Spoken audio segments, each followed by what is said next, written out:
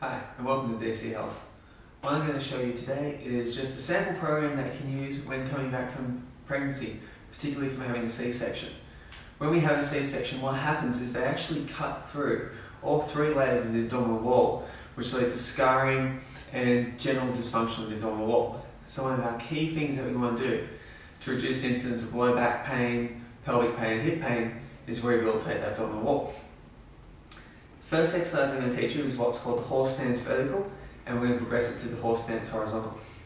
To perform the exercise, what I want you to do is get down on all fours. You want to have your knees directly underneath the hips and the hands underneath the shoulders. You don't want to be in front. To perform the exercise, what I want you to start doing is actually just getting the mind-muscle link between the brain and the TBA. So what you want to do is take a big inhale in this position, making sure that you breathe into the stomach. So what should happen is the stomach should actually fall towards the floor. So as you do that, you breathe in, and as you breathe out, what I want you to do is draw in your pelvic floor muscles, your anal sphincter, and your transverse abdominis. You should be getting a hollowing effect. Now one of the key things to look for in this is that you don't round your back. You maintain the same spinal curvatures. If you round the back, you're using the wrong muscles and we're not really addressing the problem. So before you start the exercise, breathe in, breathe out, pelvic floor, anal sphincter, transverse abdominis, holding the back straight. You want to hold that for about 10 seconds. If you perform that exercise about 3 to 6 times, that will generally activate the abdominal wall enough to get the benefits out of this next exercise. Now the horse stance vertical exercise is performed in much the same fashion. What we're going to do is start integrating the upper limb, so the shoulder and hand, with the lower limb, the hip, knee and foot. So we get in the same position, we breathe in, breathe out, activate pelvic floor, anal sphincter, transverse abdominis, and what we proceed to do is lift up the opposite hand and knee. You only lift it enough, just enough to slide a piece of paper underneath. Hold for 10 seconds and then swap sides. You want to perform about 6 to 10 repetitions per side, holding for 10 seconds. That'll work the tonic muscular system or the postural muscles. The last key thing to observe in this exercise is to make sure that you don't rotate throughout the hips. So when you lift up, make sure you don't shift your weight. You should be coming straight up. There should be no lateral movement or twisting motion of the hips. Once you've achieved the level of mastery of that exercise, being 3 sets of 10 repetitions with a 10-second hold for each exercise, with no discomfort or soreness in the abs the next day, you want to progress to the horse stance horizontal. This exercise is basically a progression where we use the weight of the leg and the arm to increase the resistance of the abdominal wall.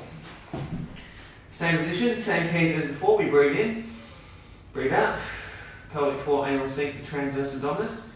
Kick the leg out, and you bring the opposite arm out to about 45-degree angle with the thumb up. When you kick the leg back, same thing is apply. You don't want to twist or hike the pelvis, and you want to try and recruit the glute at the top of the movement. You don't want to have any spinal movement. If you have any spinal movement, generally you're recruiting the wrong muscles. The next step you want to take is starting to recruit the abdominal muscles lying down and integrating them into the hips, particularly the glutes.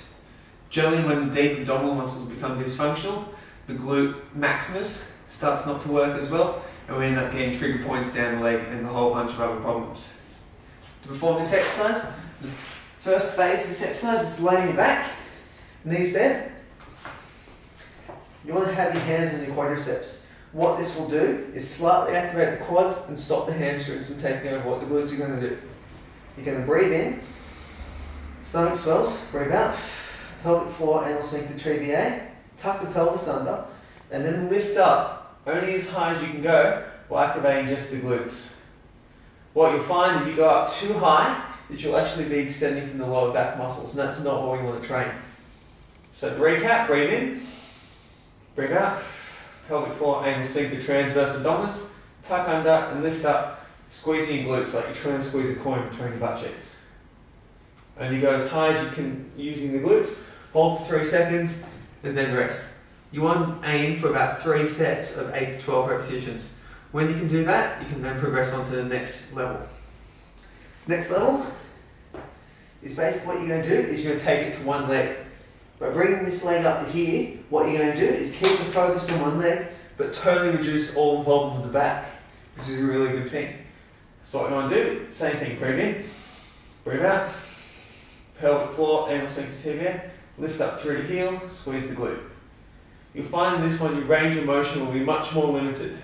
That's because you're forcing your hip muscles to work, and tight hip flexors will also play a part.